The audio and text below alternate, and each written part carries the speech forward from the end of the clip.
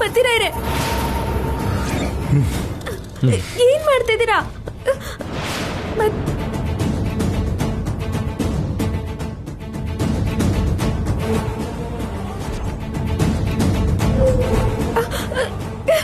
ಪತಿರಾಯ್ರೆ, ಏನ್ ಮಾಡ್ತಿದ್ದೀರಾ? ಬಿಟ್ಬಿಡಿ.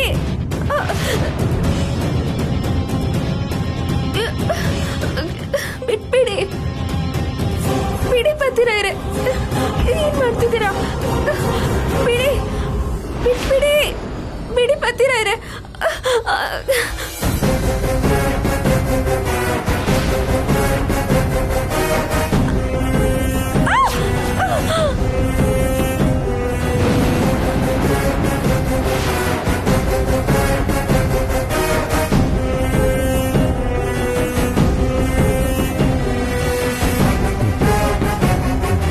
ಪತಿರಾಯ್ರೆ, ಪತಿರಾಯ್ರೆ, ಏನ್ ಯೋಚನೆ ಮಾಡ್ತಿದ್ದೀರಾ? ನೀವೇನ್ ಅನ್ಕೋತಿದ್ದೀರೋ ಹೇಳ. ನಾನು ಅನ್ಕೊಂಡಿದ್ ನಡೆದ್ರೆ ಚೆನ್ನಾಗಿರುತ್ತೆ ಅಂತ ಯೋಚನೆ ಮಾಡ್ತಿದ್ದೀನಿ. ಅದೇನು ಅಂತ ಹೇಳಿ, ನನ್ ಕೈಲಾದ್ರೆ ನಾನು ಹೆಲ್ಪ್ ಮಾಡ್ತೀನಿ. ನಿನ್ ಕೈಲಾಗಲ್ಲ ಪ್ರಿಯಾ. ಗಂಡ ಹೇಳಿದ್ದನ್ ಮಾಡೋದು ಹೆಂಡತಿಯಾಗಿ ನನ್ ಕರ್ತವ್ಯ. ನಾನು ಅನ್ಕೊಂಡಿದ್ ಹೇಳಿದ್ರೆ ಎದೆ ಒಡ್ಕೊಂಡ್ ಸಾಯ್ತ್ಯಾ. ಸರಿ ಬಿಡಿ ಪತಿರಾಯ್ರೆ, ಬನ್ನಿ 3-4 ಗಂಟೆ ಪ್ರಕೃತಿ ಸೌಂದರ್ಯ ಸವಿತಾ ಇಲ್ಲೇ ಎಂಜಾಯ್ ಮಾಡೋಣ. ನನ್ ಪುಣ್ಯ, ನಾಳೆವರೆಗೂ ಇಲ್ಲೇ ಇರೋಣ ಅನ್ನಿಲ್ವಲ್ಲ. ನೋಡಾಯ್ತಲ್ಲ, ನಡಿ ಹೋಗೋಣ. ಪತಿರಾಯ್ರೆ, ಇಂಥ ಪ್ಲೇಸಿಗೆ ಬಂದಾಗ ಇನ್ನೂ ಸ್ವಲ್ಪ ತಿರೋಣ ಅನ್ನೋದ್ ಬಿಟ್ಟು ಹೋಗೋಣ ಅಂತಿದ್ದೀರಲ್ಲ. ಒಂಚೂರು ರೊಮ್ಯಾಂಟಿಕ್ ಸೆನ್ಸೇ ಇಲ್ಲ. ಏಯ್, ಸೂಸೈಡ್ ಪಾಯಿಂಟ್ ಹತ್ರ ರೊಮ್ಯಾಂಟಿಕ್ ಸೆನ್ಸ್ ಏನಿದೆ? ಜಾಸ್ತಿ ಹೊತ್ತಿಲ್ಲಿರೋದು ಒಳ್ಳೇದಲ್ಲ. ನಡಿ ಹೋಗೋಣ. ಇಷ್ಟ ಬೇಗನಾ?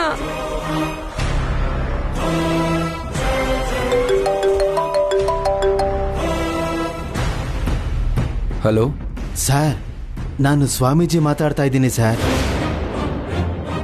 ರಾಧಿಕಾ ಕೈಲಾಶ್ ಇಬ್ರು ಬೊಟಾನಿಕಲ್ ಗಾರ್ಡನ್ಗೆ ಹೋಗಿದ್ದಾರೆ. ಅವರು ಹೊರಗಡೆ ಹೋದ್ರೆ ನನಗೆ ಇನ್ಫಾರ್ಮ್ ಮಾಡು ಅಂತ ಹೇಳಿದ್ರಲ್ಲ ಸರ್, ಅದಕ್ಕೆ ಫೋನ್ ಮಾಡಿದೆ. ಆ ವಿಷಯ ನಿಂಗೆ ಗೊತ್ತು? ರೆಸಾರ್ಟ್ ಮ್ಯಾನೇಜರ್ನ ಕೇಳಿ ತಿಳ್ಕೊಂಡೆ ಸರ್. ಥ್ಯಾಂಕ್ಸ್. ಸರಿ, ಇಡ್ತೀನಿ ಸರ್. ಸರಿ. ರಾಧಿಕಾ ಗಂಡನ ಜೊತೆ ಸಂತೋಷವಾಗಿರೋದಕ್ಕೆ ಬಿಡಬಾರ್ದು. ಇವತ್ತು ರಾತ್ರಿ ಅವ್ರು ಸೇರೋದಕ್ಕೂ ಬಿಡಬಾರ್ದು. ಅದಕ್ಕೆ ತಕ್ಷಣ ಹೋಗಿ ಅವರಿಬ್ಬರನ್ನ ನಾನು ಡಿಸ್ಟರ್ಬ್ ಮಾಡಲೇಬೇಕು. ಜೊತೆಯಲ್ಲಿ ತಲೆಹರಟೆ ಇದ್ರೆ ಕೆಲಸ ಆಗಲ್ಲ. ಪತಿರಾಯ್ರೆ, ಎಲ್ಲಿಗೆ ಹೋಗ್ತಿದ್ದೀರಾ? ನಂಗೆ ಸ್ವಲ್ಪ ಅರ್ಜೆಂಟ್ ಕೆಲಸ ಇದೆ, ಮುಗಿಸ್ಕೊಂಡು ಬಂದ್ಬಿಡ್ತೀನಿ. ನಾನು ಬರ್ತೀನಿ. ನಂಗೆ ಅರ್ಜೆಂಟ್ ಕೆಲಸ ಇದೆ ಅಂತ ಹೇಳ್ತಿದ್ದೀನಲ್ಲ, ನೀನು ಇಲ್ಲೇ ಇರು, ಆದಷ್ಟು ಬೇಗ ಬರ್ತೀನಿ. ಹಾಗಲ್ಲ ಪತಿರಾಯ್ರೆ, ನಾನೊಬ್ಳೆ ಇಲ್ಲಿದ್ದೇನ್ ಮಾಡ್ಲಿ? ನಾನು ಬರ್ತೀನಿ, ನಡೀರಿ. ಪ್ರಿಯಾ, ನೀನೇ ತಾನೆ ಇಲ್ಲಿ ಸ್ವಲ್ಪ ಹೊತ್ತಿರೋಣ ಅಂತ ಹೇಳಿದ್ದು. ನಾನು ಹೀಗೆ ಹೋಗಿ ಹಾಗೆ ಬಂದ್ಬಿಡ್ತೀನಿ. ನೀನು ಇಲ್ಲೇ ಇರು. ಹಾಗಲ್ಲ ಪತಿರಾಯ್ರೆ, ನಿನಗೆ ನನ್ನ ಮೇಲೆ ಪ್ರೀತಿ ಇದೆ ಅಲ್ವಾ? ಮಾತಲ್ಲಿ ಹೇಳಕ್ಕಾಗ್ದಿರಷ್ಟಿದೆ. ನನ್ನ ಮೇಲಿರೋ ಈ ಪ್ರೀತಿ ನಿಜ ಆದರೆ ನಾನು ಬರೋವರೆಗೂ ಇಲ್ಲೇ ಇರು. ಇಲ್ಲ ಅಂದ್ಕೋ, ನನ್ನ ಮೇಲೆ ಆಣೆ.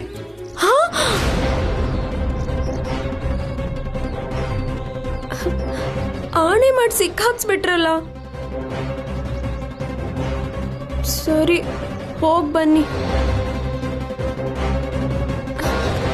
ಬೇಗ ಬನ್ನಿ. ಸರಿ.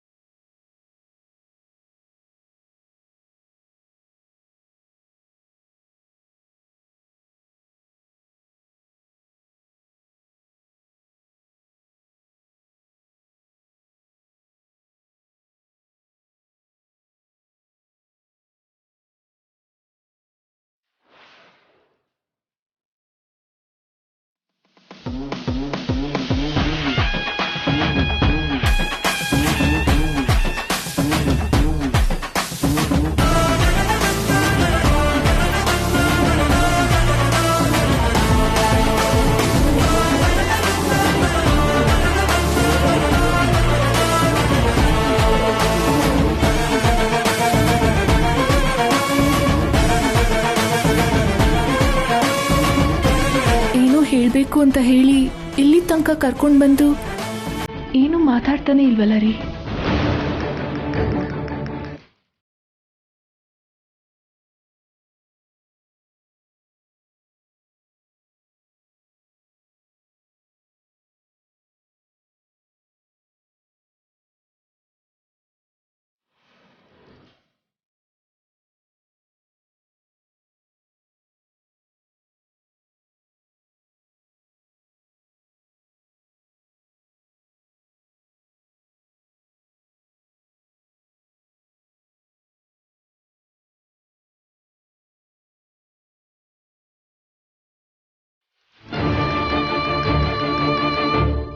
ರಾಧಿಕಾ, ಈ ಲವ್ ಸಿಂಬಲ್ಲು ನಮ್ಮಿಬ್ಬರ ಹೆಸರು ನಾನು ಯಾಕಿಷ್ಟು ಪ್ರೀತಿಯಿಂದ ಬರ್ದೆ ಗೊತ್ತಾ? ಗೊತ್ತು ರೀ, ನಾವು ಸತ್ ಮೇಲೂ ಕೂಡ ನಮ್ಮ ಪ್ರೀತಿ ಹೀಗೆ ಇರಬೇಕು ಅಂತ. ಇದನ್ನ ನೋಡಿ, ನಿನ್ ಮೇಲೆ ನನ್ಗಿರೋ ಪ್ರೀತಿಗೆ ನಾನು ಕೊಟ್ಟಿರೋ ಮಹತ್ವ ಸ್ವಲ್ಪನಾದ್ರೂ ನಿನ್ ಮನ್ಸಿಗೆ ತಟ್ಲಿಲ್ವಾ? ಹಾಗ್ಯಾಕೆ ಕೇಳ್ತಿದ್ದೀರಾ ರೀ? ನೀವು ನನಗೆ ತೋರಿಸಿರೋ ಪ್ರೀತಿಗೆ ಯಾವಾಗಲೂ ನನ್ನ ಹೃದಯದಲ್ಲಿ ವಿಶೇಷವಾದ ಸ್ಥಾನ ಇರುತ್ತೆ. ನನ್ನ ಪ್ರೀತಿನ ನೀನು ಚೆನ್ನಾಗಿ ಅರ್ಥ ಮಾಡ್ಕೊಂಡಿದ್ಯಾ. ಮತ್ತೆ ಇಷ್ಟು ದಿನದ ಸಂಸಾರದಲ್ಲಿ ನನ್ನ ಬಗ್ಗೆ, ನನ್ನ ವ್ಯಕ್ತಿತ್ವದ ಬಗ್ಗೆ ನಿಂಗೆ ಅರ್ಥ ಆಗಿಲ್ವಾ? ಯಾಕೆ ಅರ್ಥ ಆಗಿಲ್ಲ ರೀ? ನಿಮ್ಮ ಮನಸ್ಸು ಸ್ವಚ್ಛವಾದ ಬಿಳಿ ಕಾಗ್ದ, ನಿಮ್ಮ ವ್ಯಕ್ತಿತ್ವ ಪೌರ್ಣಮಿ ಚಂದ್ರನ್ ಥರ. ಹಾಗಾದ್ರೆ ನಿಂಗೆ ಗೊತ್ತಿರೋ ವಿಷಯನೇ ಮತ್ತೊಂದ್ಸಲ ನಿಂಗೆ ಹೇಳ್ತೀನಿ, ಕೇಳು. ನನಗೆ ಸುಳ್ಳು ಹೇಳೋರ್ನ ಕಂಡ್ರೆ ಕೋಪ. ಯಾಕಂದ್ರೆ ನಮ್ಮಮ್ಮ ನನಗೆ ಸತ್ಯಮೇವ ಜಯತೆ, ಸತ್ಯನೇ ಯಾವಾಗಲೂ ಗೆಲ್ಲುತ್ತೆ ಅಂತ ಚಿಕ್ಕ ವಯಸ್ಸಿಂದ ಹೇಳ್ಕೊಟ್ಟು ಬೆಳೆಸಿದ್ದಾರೆ. ಮೋಸ ಮಾಡೋರ್ನ ಕಂಡ್ರೆ ನನಗೆ ಅಸಹ್ಯ. ನಿಯತ್ತಾಗಿರೋಕಾಗ್ದಿದ್ದ ಮೇಲೆ, ನಿಜ ಹೇಳೋಕಾಗ್ದಿದ್ದ ಮೇಲೆ ಅಂಥವ್ರಿಗೆ ಜನ್ಮನೇ ವ್ಯರ್ಥ ಅಂತ ನಮ್ಮಮ್ಮ ನನಗೆ ಕಲಿಸಿದ್ದಾರೆ. ಮತ್ತೆ ಈ ಎರಡು ಗುಣನೂ ಇರೋರ್ನ ನಮ್ಮ ಮನೆ ಹೊಸ್ಲು ತುಳಿಯೋಕ್ಕೂ ಬಿಡಲ್ಲ ಅಂತ ಇಷ್ಟು ದಿನದಲ್ಲಿ ನಿಂಗೆ ಯಾವತ್ತೂ ಅನ್ನಿಸ್ಲೇ ಇಲ್ವಾ? ಹೇಳು ರಾಧಿಕಾ, ನಿನಗನ್ಸಿದ್ಯಾ ಇಲ್ವಾ? ಅನ್ಸಿದೆ ರೀ. ಅನ್ಸಿದೆ ಅಂದಮೇಲೆ ನಾನೇನು ಅಂತ ಅರ್ಥ ಆದ್ಮೇಲೆ ಬಿಳಿ ಹಾಳೆ ಥರದಿರೋ ನನ್ನ ಮನಸ್ಸಿಗೆ ನೀನ್ ಯಾಕೆ ಮಸಿ ಬಳ್ದೆ? ಪೌರ್ಣಮಿ ಚಂದ್ರನಂಥ ವ್ಯಕ್ತಿತ್ವಕ್ಕೆ ಏನಕ್ಕೆ ಮೋಸ ಮಾಡ್ದೆ?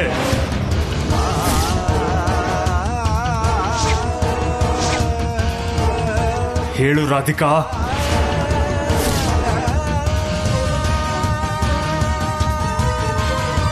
ಇವಾಗ್ಲಾದ್ರೂ ನಿಜಾನ ಹೇಳು. ನಾವಿಲ್ಲಿಗೆ ಬಂದಿದ್ ಮೊದಲನೇ ದಿನ ರಾತ್ರಿ ಕೀ ಕಾರ್ಡ್ ಮಿಸ್ ಆಗಿದೆ ಅಂತ ನಿನಗ್ ಗೊತ್ತಿತ್ತು, ಆದ್ರೂ ಬಾಯಿ ಬಿಟ್ಟು ಹೇಳಲಿಲ್ಲ. ಎರಡನೇ ದಿನ ಅದು ಒಳ್ಳೆ ದಿನ ಅಲ್ಲ ಅಂತ ಹೇಳಿದವನು ಕಳ್ಳ ಸ್ವಾಮಿ. ಅದನ್ನು ನನ್ನಿಂದ ಮುಚ್ಚಿಟ್ಟೆ.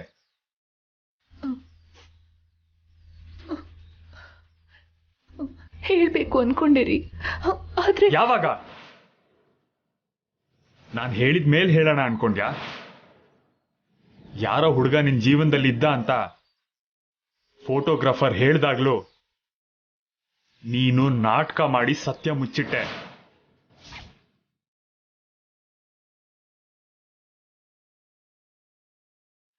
ಅದೆಲ್ಲದಕ್ಕಿಂತ ಮುಖ್ಯವಾಗಿ ನನ್ನ ಎದೆನ ಚೂರ್ ಚೂರ್ ಮಾಡಿದ ವಿಷಯ ನಿನ್ನ ಪ್ರೀತಿ. ನಿನ್ನ ಪ್ರೀತಿ.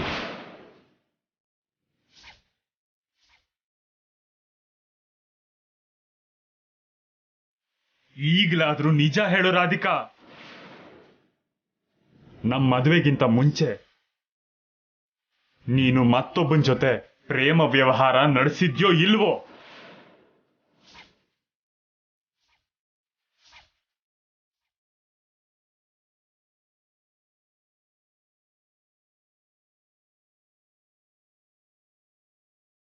ನಿನ್ ಕೊರಳಿಗೆ ತಾಳಿ ಕಟ್ಟಕ್ ಮುಂಚೆ ನೀನು ಯಾರನ್ನೋ ಪ್ರೀತಿಸಿದ್ದೆ ಅಲ್ವಾ? ಹೇಳು ರಾಧಿಕಾ.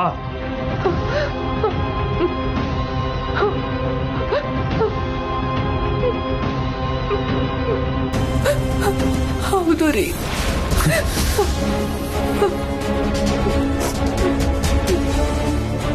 ನೀವು ಹೇಳಿದ್ದೆಲ್ಲ ನಿಜಾನೇ. ಆದ್ರೆ ಆದ್ರೆ ಸಾಕು, ಇನ್ನೇನು ಹೇಳ್ಬೇಡ.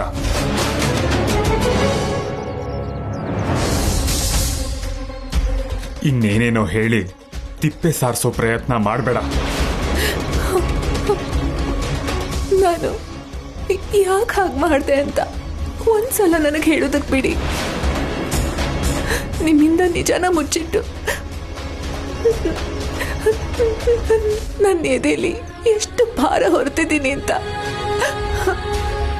ಅರ್ಥ ಮಾಡಿಸೋ ಅವಕಾಶನ ದಯವಿಟ್ಟು ಮಾಡ್ಕೊಳ್ಳಿ. ಇಷ್ಟೆಲ್ಲ ಆಗಿ ನನ್ನ ಎದೆ ಒಡೆದು ಹೋದ್ಮೇಲೂ ಕೂಡ ಇನ್ನೂ ನಿನ್ ಮಾತು ನಂಬು ಅಂತ್ಯ ರಾಧಿಕಾ? ನಾನು ನಿನ್ನ ಎಷ್ಟು ನಂಬಿದ್ದೆ ಗೊತ್ತಾ? ನನಗಿಂತ ನಮ್ಮಮ್ಮ ನಿನ್ನ 100 ಪಟ್ಟು ನಂಬಿದ್ರು. ನಮ್ಮ ಮನೆಗೆ ತಕ್ಕನಾದ ಸೊಸೆ ನೀನೇ ಅಂತ, ನಮ್ಮ ವಂಶದ ಪ್ರತಿಷ್ಠೆ ಮರ್ಯಾದೆನ ಕಾಪಾಡೋದಕ್ಕಾಗೋದು ನಿನ್ನಿಂದ ಮಾತ್ರ ಅಂತ. ಅದೆಷ್ಟೇ ಸಂಬಂಧಗಳು ಬಂದ್ರೂ ಕೂಡ ಬೇಡ ಅಂತ ಕಳಿಸಿ ನಿನ್ನನ್ನ ನನಗೆ ಮದುವೆ ಮಾಡಿಕೊಟ್ರು. ಅದಕ್ಕೆ ಬಲವಾದ ಕಾರಣ ಏನ್ ಗೊತ್ತಾ? ನಿಮ್ ತಂದೆ ಕಲ್ಸಿದ ಸಂಸ್ಕಾರ.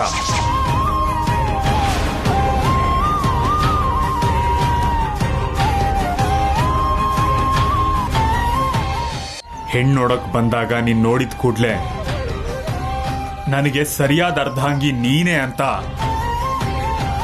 ನಿನ್ನ ನನ್ನ ಗುಂಡಿಗೆಲಿಟ್ಕೊಂಡು ಆರೋಗ್ಸೋಕ್ ಶುರು ಮಾಡಿದೆ ನಾನು. ನಿನ್ನ ನೋಡಿದ ಕೂಡ್ಲೆ ಹೇಳೋಕ್ಕಾಗ್ದಷ್ಟು ಸಂತೋಷ. ನೀನು ಮಾತಾಡ್ತಾ ಇದ್ರೆ ಪ್ರಪಂಚನೇ ಮರ್ತು ಹೋಗೋಷ್ಟು ಆನಂದ.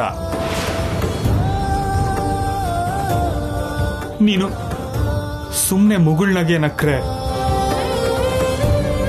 ಚಿಕ್ಕ ಮಕ್ಕಳ ತರ ಕುಣಿದಾಡೋ ಅಷ್ಟು ಸಂಭ್ರಮ. ಎಲ್ಲದಕ್ಕಿಂತ ಹೆಚ್ಚಾಗಿ ನನ್ನ ಹೆಂಡತಿ ನನಗ್ ಮೋಸ ಮಾಡಲ್ಲ ಅನ್ನೋ ನಂಬಿಕೆ. ಆದ್ರೆ ನಾನು ನಿನ್ ಮೇಲೆ ಇಟ್ಕೊಂಡಿದ್ದ ನಂಬಿಕೆಗೆ ನಿನ್ನ ಪ್ರೀತಿ ವಿಷಯ ಮುಚ್ಚಿಟ್ಟು ಕ್ಷಮಿಸೋಕಾಗ್ದಷ್ಟು ದೊಡ್ಡ ದ್ರೋಹ ಮಾಡಿದ್ಯಾ. ನಮ್ಮ ವಂಶದ ಪ್ರತಿಷ್ಠೆನ, ಗೌರವನ, ನಮ್ಮಮ್ಮ ನಿನ್ನ ಬಗ್ಗೆ ಇಟ್ಕೊಂಡಿದ್ದ ಆಸೆನ ನೀನು ಸರ್ವನಾಶ ಮಾಡಿದ್ಯಾ.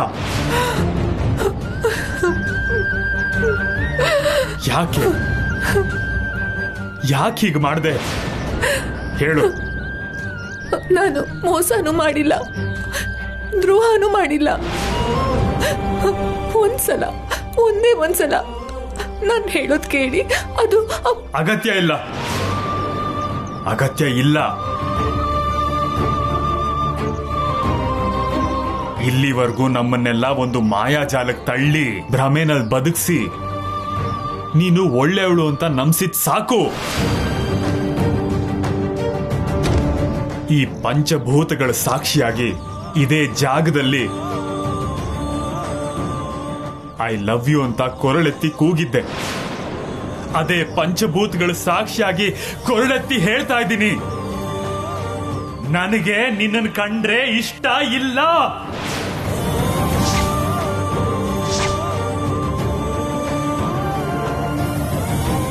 I hate you, hate you, hate you.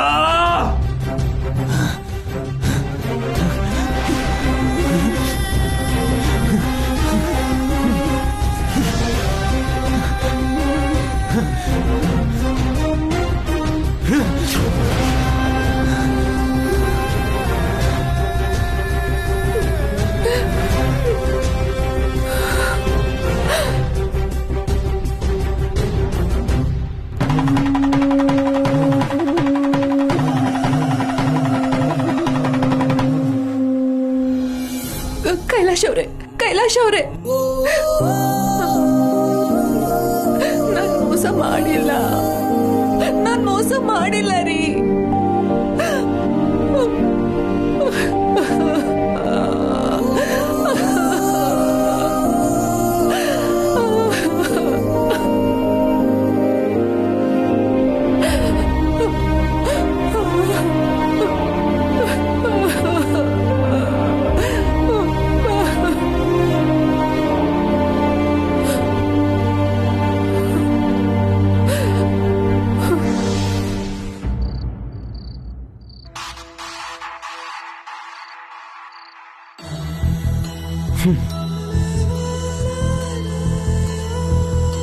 ಎಲ್ಲಿಗೆ ಹೋಗಿರ್ಬಹುದು?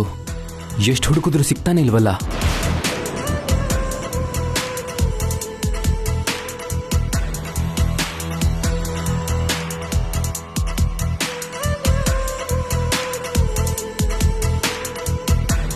ಸರ್ ಸರ್ ಸರ್ ಏನ್ ಸರ್ ನೀವು ಒಬ್ಬರೇ ಇದ್ದೀರಾ? ಮೇಡಮೇ ಕಾಣ್ತಿಲ್ಲ. ಯಾವ ಮೇಡಮ್? ನಿಮ್ಗೆ ಎಷ್ಟು ಜನ ಮೇಡಮ್ಸ್ ಇದ್ದಾರೆ ಸರ್? ಹಾ ಹಾ ಸಾರಿ ಸರ್, ಅಂದ್ರೆ ನಾನು ಕೇಳಿದ್ದು ನಿಮ್ಮ ಹೆಂಡತಿ ಎಲ್ಲಿ ಅಂತ.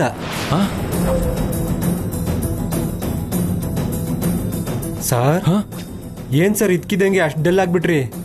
ನೀವು ಮೊದಲೇ ಸೂಸೈಡ್ ಪಾಯಿಂಟ್ ಹೋಗಿದ್ರಿ ಅಂದ್ರೆ ಒಂದ್ ವೇಳೆ ಮೇಡಮ್ ಅವರು ಅಂಥದ್ದೇನೂ ಆಗಿಲ್ಲ, ಅಂಥದ್ದೇನೂ ಆಗಿಲ್ಲ. Are you sure? ಹಾ sure. Sure? I am very sure. Then automatically all is well.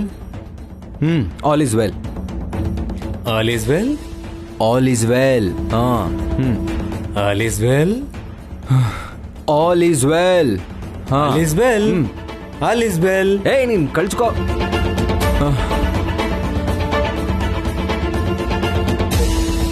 ನಾನು ಬರೋವರೆಗೂ ಎಲ್ಲೂ ಹೋಗ್ಬಾರ್ದು ಅಂತ ಪ್ರಿಯಾಗ್ ಹೇಳಿದ್ದೆ. ಛೇ, ಇಷ್ಟ ಟೈಮ್ ಆದ್ರೂ ಪ್ರಿಯಾ ಇನ್ನೂ ಬಂದಿಲ್ಲ ಅಂದ್ರೆ ಅವಳಿನ್ನೂ ಅಲ್ಲೇ ಇದ್ದಾಳ?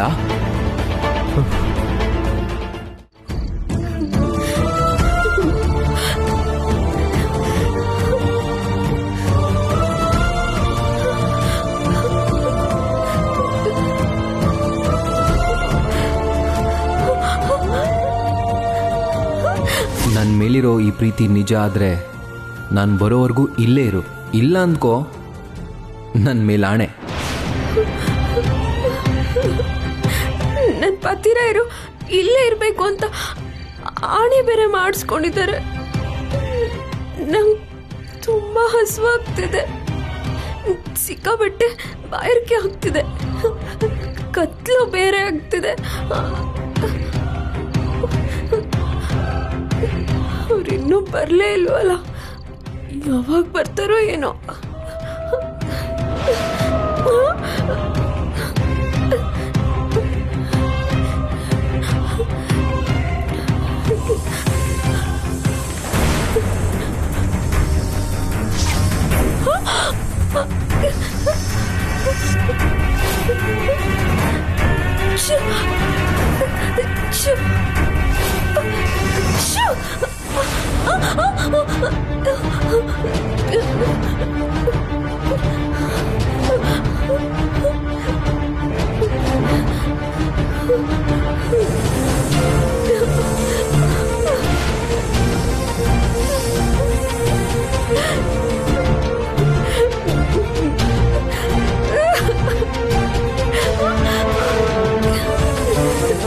ನಾಗರಾಜು, ನಂಗೇನು ಮಾಡಬೇಡ ಪ್ಲೀಸ್. ನೀನ್ ನೋಡ್ತಿದ್ರೆ ನಂಗೆ ಭಯ ಆಗ್ತಿದೆ. ನಿನ್ ಕೈ ಮುಗಿತೀನಿ. ಬೇಕು ಅಂದ್ರೆ ನಾಗರ ಪಂಚಮಿ ದಿನ ಹುತ್ತಕ್ಕೆ ಹಾಲು ಹಾಕ್ತೀನಿ.